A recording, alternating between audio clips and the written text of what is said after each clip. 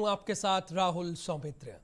किसान पंचायत तो हो गई, लेकिन पंचायत पर अब सियासी वार और पलटवार शुरू हो गया है। विपक्ष किसानों की हक की बात कर रहा है, तो वहीं सत्ता पक्ष विपक्ष पर किसानों के नाम पर राजनीति करने का आरोप लगा रहा है।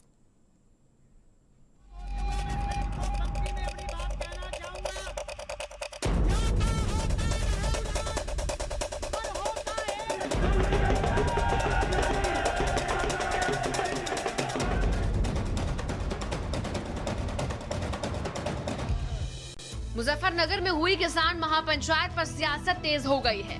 केंद्रीय मंत्री संजीव बालियान ने किसान महापंचायत को लेकर राकेश टिकैत पर निशाना साधा है। संजीव बालियान ने आरोप लगाया कि ऐसे लोग जिन्होंने मुजफ्फरनगर को सांप्रदायिक दंगों की आग में झोंका और वो पंचायत के मंच पर बैठे हैं। इसका जवाब मुजफ्फरनगर की जनता पंचायत के आयोजकों से मांगेगी। बयान पर पलटवार करते हुए भाकियू प्रवक्ता राकेश टिकैत ने कहा, संजीव अपनी जिम्मेदारी समझते हुए सरकार की बात किसानों तक पहुँचाएं।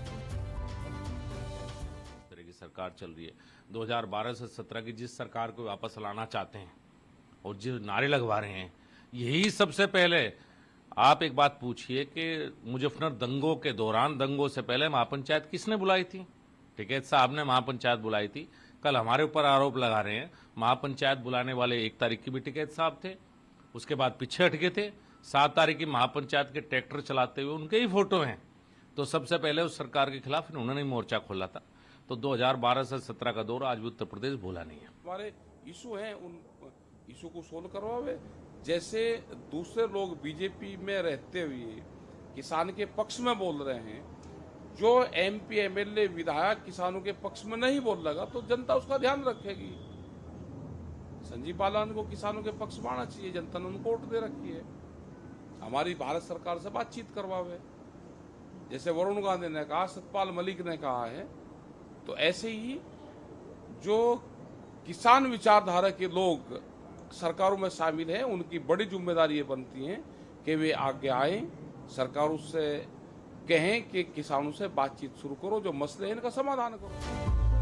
किसान महापंचायत को अलग अलग राजनीतिक पार्टियां अलग अलग तरीके से देख रही हैं। बीजेपी जहां महापंचायत का विरोध कर रही है, तो विपक्षी पार्टियां किसानों के साथ खड़ी नजर आ रही है। सपा, बसपा और कांग्रेस किसानों के पक्ष में खड़ी नजर आ रही है। बसपा ने किसान महापंचायत की तारीफ करते हुए कहा कि सांप्रदायिक सौहार्द के लिए किया गया ये सराहनीय है प्रयास।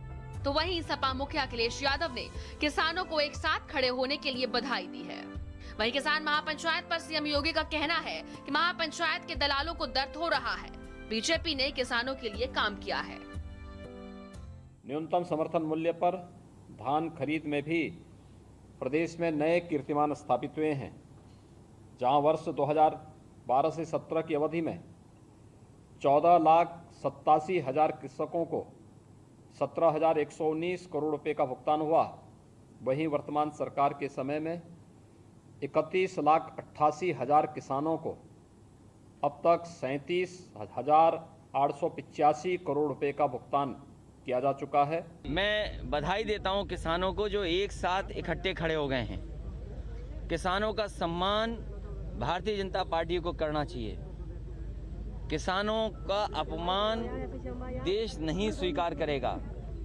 जिस तरह से सपने दिखाए थे भारतीय जनता पार्टी ने कि उनकी पैदावार की आय दोगुनी कर देंगे, आय दोगुनी किसानों की नहीं की, बल्कि हर चीज़ की महंगाई दोगुनी कर दी।